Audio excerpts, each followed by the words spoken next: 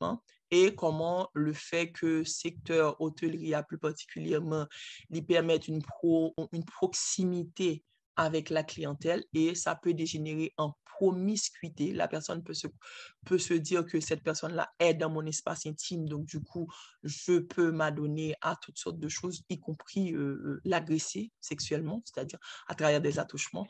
Et c'est là toute la nécessité d'avoir une vraie politique sur ces questions-là qui commence dès les centres de formation et qui va continuer aussi dans les entreprises et surtout sensibiliser les jeunes filles et les jeunes hommes qui vont travailler dans ce secteur. Donc, comment parler du harcèlement sexuel et comment aider à libérer la parole?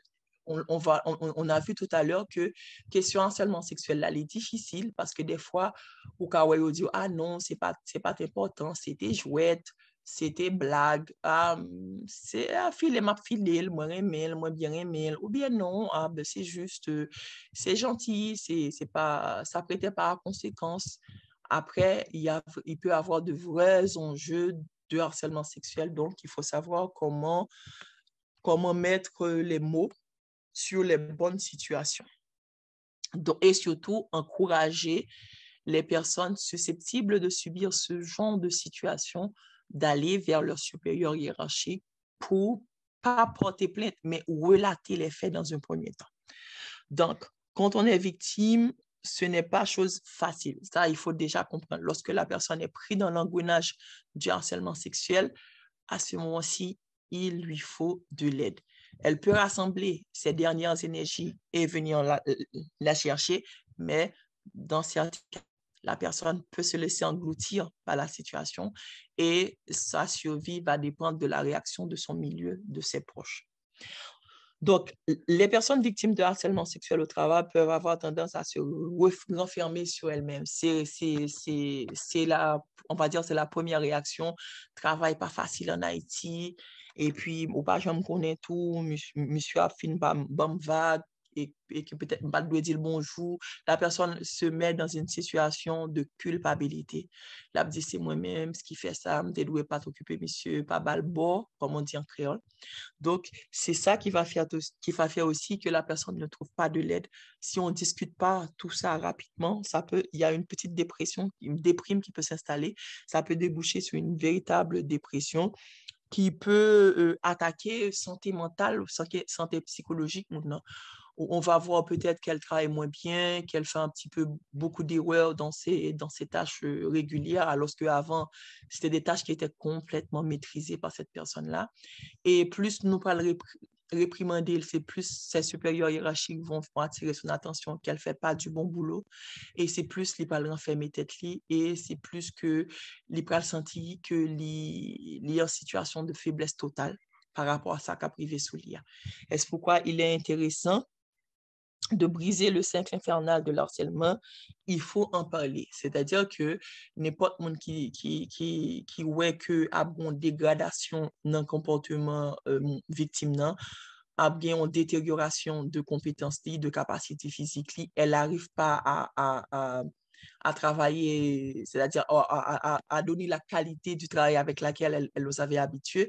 À ce moment-ci, c'est pas la peine de juste dire, ah, prends main, travail là pas bon, ou bien au ballon, ou avertissement verbal. C'est vraiment de lui demander, est-ce qu'il y a quelque chose et que vous voulez parler, est-ce que une situation qui a tracassé, parce que la plupart du temps, on va dire aussi, ce genre de dégradation des compétences, ça peut cacher véritablement une détresse psychologique qui peut être liée à l'harcèlement sexuel et psychologique. Après, ça peut être lié à un décès, à un proche qui est malade, ça peut avoir un lien avec autre chose.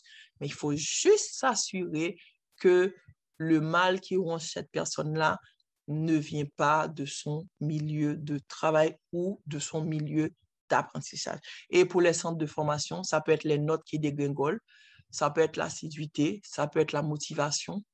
À ce moment-ci, il faut aller voir cette personne pour savoir est-ce qu'il y a quelque chose qui la tracasse, est-ce que nous, on peut faire quelque chose.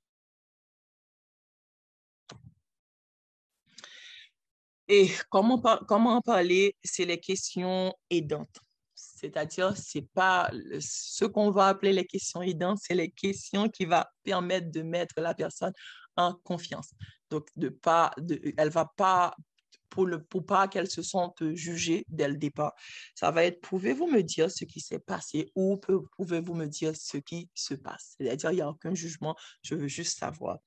Quand et où cela s'est-il passé? C'est-à-dire là, on n'est pas en train, comme on dit chez nous, fou raisonnant qu'à la loup, mais on est vraiment en train de construire un petit peu la connaissance du fait. C'est-à-dire, m'a demandé, s'il vous plaît, est-ce qu'on a dit moi, même si ça fait mal, est-ce qu'on a dit ça passé, qu'il est passé? Parce que moi, j'ai besoin véritablement d'avoir un dossier, de documenter les faits.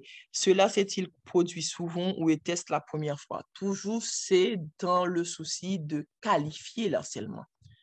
Donc, et qu'avez-vous dit ou fait à ce moment-là? De qui s'agit-il? Cette question n'est pas pour dire à la personne si si vous aviez réagi adéquatement, on aurait dû avoir une cessation des faits, on va dire. Donc, en disant que voilà, si vous t'es fait ça pour te faire, ou t'es clairement dit, monsieur, ça n'a pas intéressé, l'étape campée. Donc, cette question n'a pas pour vocation de complexer la victime, c'est vraiment de lui dire quelle a été sa réaction pour savoir avec quel genre de victime on a affaire. Est-ce que c'est quelqu'un qui est réactif, c'est-à-dire qui a les ressources d'avoir les bons réflexes, ou est-ce que c'est quelqu'un qu'on va devoir, qui va devoir avoir, dont une aide un peu plus, on va dire, soutenue est nécessaire. Donc, c'est pas juste pour nous blâmer, c'est juste pour nous connaître avec quel genre de victime on a affaire et pour savoir aussi comment on va prendre en charge le cas. Et l'autre chose qui est importante, ne cherchez pas à savoir rapidement, directement le nom de la personne qui est en faute si la victime ne veut pas le nommer immédiatement. On peut continuer à construire la réalité, on peut continuer à compiler les informations autour des faits, mettre des dates, une chronologie sur l'évolution du processus de harcèlement sans arriver rapidement au nom de la personne. Parce que ça peut arriver que la personne se sente gênée de la nommer parce que, entre-temps, c'est une personne avec laquelle elle avait noué des relations d'amitié et qu'elle elle se sent coupable. Est-ce que vos collègues ou vos responsables ont des paroles déplacées à votre égard ou à l'égard des femmes en général, grossièreté, sexisme, etc.? Ça, c'est des exemples de questions que vous pouvez poser si vous constatez une modification, on va dire, un peu substantielle dans le comportement de certaines jeunes femmes ou jeunes hommes qui sont en situation d'apprentissage ou du travail. Est-ce qu'il y a des attitudes qui vous mettent mal à l'aise? Ça, c'est extrêmement important de savoir. Est-ce qu'il y a des choses qu'on peut corriger dès le départ? Est-ce qu'il y a des blagues, des postures, des façons de parler qui vous dérangent? À ce moment-ci, on peut prendre les mesures qui s'imposent pour que ça soit plus le cas.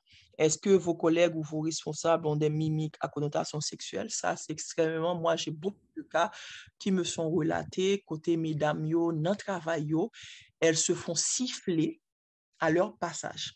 Donc, et leur penser que c'est au milieu du travail et que on va pas le passer au moins 8 heures de temps selon la loi, si son espace côté ou mal à l'aise là-dedans, il y a de fortes chances que vous ne pouvez pas évoluer de manière sereine dans ce travail-là.